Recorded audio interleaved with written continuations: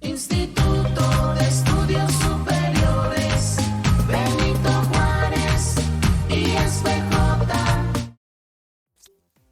Hola, ¿qué tal? Bienvenidos a un nuevo episodio de podcast Resolviendo la Duda. Mi nombre es Abigail y conmigo se encuentra Jorge Rubio, cantante y compositor, que hoy nos viene a platicar de un tema muy importante y de sus obras de música, y el tema se llama Derechos de Autor. Hola, pues muchas gracias por la invitación, que estoy muy contento de estar aquí hablando sobre mi música, que vas a encontrar que es algo muy peculiar, sobre todo por algunas cosas que quiero señalar, pero muchas gracias por la oportunidad de hablar. Bueno, entonces, ¿le parece bien si comenzamos con una serie de preguntas? Venga. Bueno, vamos con la primera. ¿Cómo surge la iniciativa de creación y producción de sus canciones? Mira, yo salí del Conservatorio de Música del Estado de Puebla, y usualmente en la música clásica, si tú conoces a alguien del conservatorio, es así de, sí, yo sé todo, yo lo sé todo, ¿no? Y entonces, a veces en la música académica hay mucho esta idea de que hacer música popular es muy fácil, ¿no? Todo el mundo critica el reggaetón porque dice, pues es súper fácil, pues que nada más es, es nada. Yo les preguntaba a mis compañeros, una vez que salí del conservatorio, les decía, si es tan fácil, a ver, haz un hit, a ver, haz una rola que pegue, a ver si es cierto, que es tan fácil, haz una rola que pegue. Y con eso fue con lo que yo empecé, dije, a ver, yo voy a hacer una. Y entonces empecé la exploración de crear música. Cuando yo empecé la exploración de crear música pop, también lo que quería decir era, usualmente cuando vemos a gente que es gay, usualmente lo ocultan hasta que los descubren en el mundo de la farándula, y entonces ya salen del closet y todos son felices, bla, bla, bla, pero mientras ya se han hecho riquísimos y millonarios fingiendo que eran heterosexuales. Entonces yo dije, no, si yo voy a hacer música pop, bueno, yo voy a decir que soy gay desde el principio, y desde el principio voy a hacer mi música para la población LGBT. Y pues bueno, eso fue en 2010, y ya llevo 8 colecciones de discos a partir de ahí, en los cuales he aprendido un montón, porque además es eso, parece de pronto que en el conservatorio pues, sales como sabiéndolo todo, ¿no? Y no es así, entonces tienes que aprender acerca de cómo es que haces tal sonido, cómo lo grabas, esto que hacemos aquí en el podcast, que es maravilloso, este aislamiento acústico, es algo que vas aprendiendo con el paso del tiempo y en cada creación. Algo que me llamó mucha la atención últimamente, por ejemplo, es esta cosa que tenemos para descubrir, por ejemplo, que nada más con un pequeño cambio en la voz ya sabes a qué género pertenece. Entonces de repente tienes pero sigo siendo el rey. Es ranchero. Pero si le pones pero sigo siendo el... dices, eso es pop. Claro. Y siguen siendo las mismas notas, soy el mismo cantante. Entonces son cosas tan sutiles que vas aprendiendo y vas descubriendo, y que no descubres en una escuela, sino que a través de la práctica empiezas a ver qué es lo que pasa, ¿no? Sí, eso es algo muy importante, la práctica hace el maestro. Así es, la práctica hace el maestro, tienes que dedicarte un montón.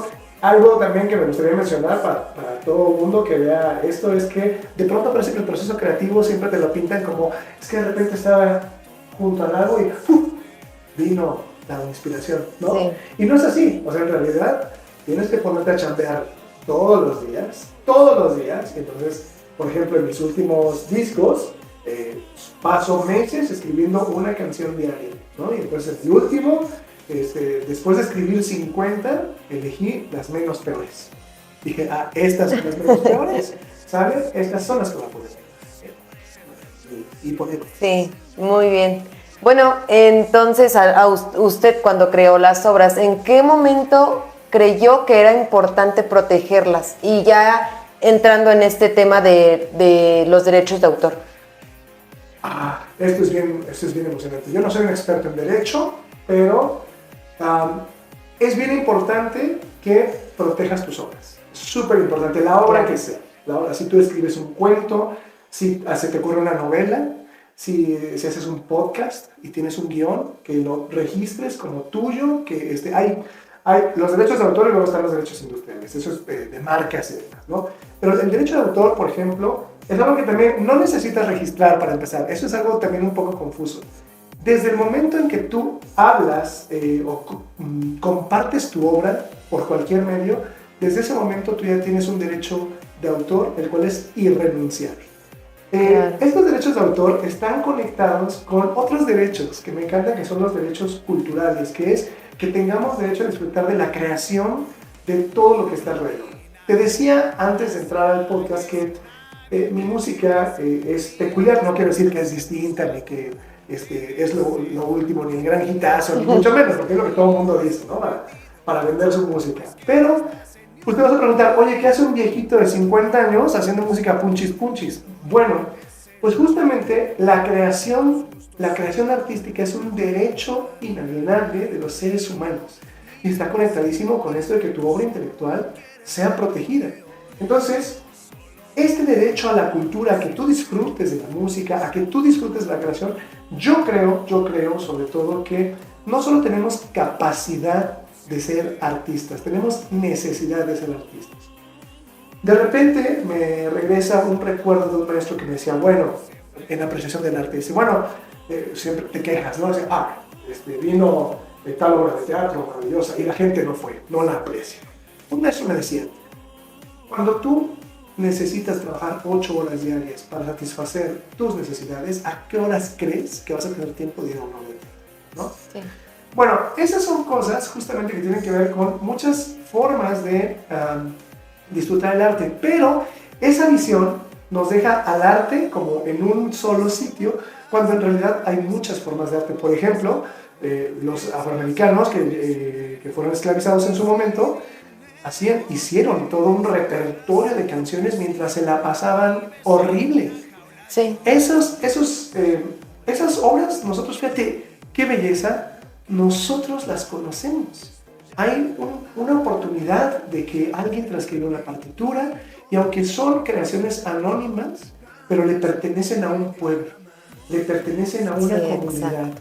Y entonces se reconoce el derecho de ellos de crear y además el arte no solo es este arte alto y demás, no, esto que pasa en las comunidades, lo que hacemos nosotros mucho en Tlaxcala, de repente andamos criticando a los carnavales, ¿no? Ay, no tiene para comer y mira, ya se hizo un traje de... Pues sí, es parte de la necesidad de expresarse y proteger esa expresión de muchas maneras, entre ellos están los derechos de autor, es importantísimo para las personas y para las comunidades. Claro, eso es muy importante, ante todo, demostrar la cultura en las canciones. Y sí, pasamos con una pregunta que de hecho viene al tema. ¿Qué beneficios ha tenido usted al realizar este acto de derechos de autor, al proteger usted sus creaciones? Bueno, pues para empezar es una especie de beneficio simbólico, ¿no? El hecho de decir, claro, yo escribí esta pieza, que también es una función muy bella de los seres humanos cuando dices, oye, yo creé esto, ¿no? Yo diseñé esto, qué belleza, yo lo hice, aquí está mi sello, esto es lo que yo hago. Entonces es una cosa simbólica. Y por ejemplo ahora, los derechos de autor me permiten que yo pueda comercializar mis obras y obtener las regalías. No gano mucho, pero obtengo ciertas regalías de las reproducciones que obtengo por mis obras en el internet. Eso es algo de lo que el registro de derechos de autor me ha permitido acceder a. Entonces, ¿usted qué recomienda para que las personas que quieran iniciar este camino como que no se desanimen, que no se dejen como que caer ante que no me llegan muchas vistas a mi música o nadie la escucha? ¿Qué les recomienda? Bueno, para empezar, siempre, esto también es algo que pasa mucho en el estudio cuando estudias en el conservatorio o cuando estudias música. Si tú le dices a la gente, estudia música y te dicen, ¿y entonces qué vas a hacer como Beethoven o vas a hacer como José José? Entonces tú siempre piensas como en algo muy famoso, pero en realidad hay muchos músicos alrededor, abajo y arriba que hacen muchas cosas muy interesantes. La música que tú creas, las obras de arte que tú creas, que tú puedas crear, tienen un valor en sí misma para empezar para ti. Sí. También van a ayudar a la comunidad. ¿Por qué? Resulta que lo que tú estás creando es un reflejo de lo que estás viendo. Dices, yo quiero hablar de esto. ¿no? Yo quiero hablar de cómo me maltrata mi papá, aquí está esta pintura, o sea, y entonces eso ya tiene un valor tremendo. Hay algo tan simple como el graffiti de las feministas, ¿no? Que en realidad es una expresión artística, el pintarrajeado de algún modo, causó, por ejemplo, una reacción en otros muchachos. Que dijeron, gracias a eso que vi, yo me atreví a denunciar, porque no fui la única. Una motivación. Claro. Entonces, sí, si tú estás haciendo música por dinero, claro que se puede, pero tienes que entender que tienes que entrar a una industria musical. Entrar a una industria musical es entrar a un negocio. Entonces, bueno, pues te van a pedir que hagas canciones de cierto tipo, para cierto público, que tengan cierto efecto, etcétera, etcétera, y que se vendan en tal lado. Si tú no quieres algo así, bueno, pues te vas por la libre. Por supuesto que todos los creadores esperamos en algún momento vivir de nuestras obras. Qué bien sería, tengo una canción que está sonando un montón y con eso, mira, ya ni la pensión espero, por supuesto. Esa es como la visión. Pero eso pasa solamente en este sistema en donde hay una industria musical. Pero hay un montón de creaciones que no se dan en la industria musical, que se dan en las comunidades, que se dan en los pueblitos, que se dan en las familias y que son bien importantes. Son muy, muy importantes. No te desanimes. Es decir, si le quieres entrar a la industria musical, pues vas a tener que entrarle en serio. ¿Qué quiere decir eso?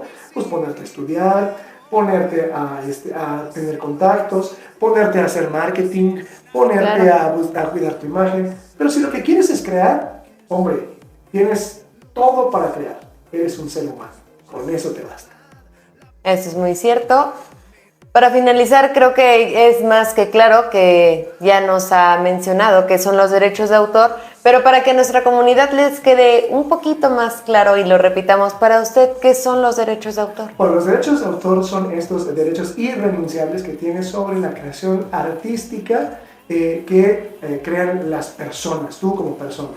Es un derecho que te otorga el reconocimiento a tu obra y, por supuesto, el poder de hacer que se explote como mejor quieras o te convenga, incluso de hacer que no se explote. Si tú haces una obra y dices, sí, pero no quiero que nadie la conozca, tú tienes todo el derecho de autor de decir, claro, esto nadie lo va a conocer, aquí está, es mío, y ni alguien afuera de ti va a poder jamás cambiar eso, a menos que tú cedas tus derechos patrimoniales. Entonces sí, alguien va a poder decidir eso, pero eso en general para mí son los derechos de autor.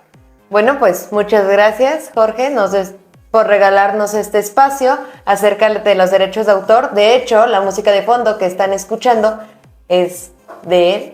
Espero y nos ceda los derechos de autor para que no haya demandas. Los derechos mecánicos, claro que sí. Pero bueno, también recordarles y despedirnos, agradecerle mucho su colaboración con nosotros y seguirles invitando a que sigan escuchando nuestros podcasts donde seguiremos abordando temas muy interesantes acerca de nuestras licenciaturas en Derecho y Finanzas y Contabilidad. Y pues muchas gracias por acompañarnos y nos vemos en el siguiente podcast.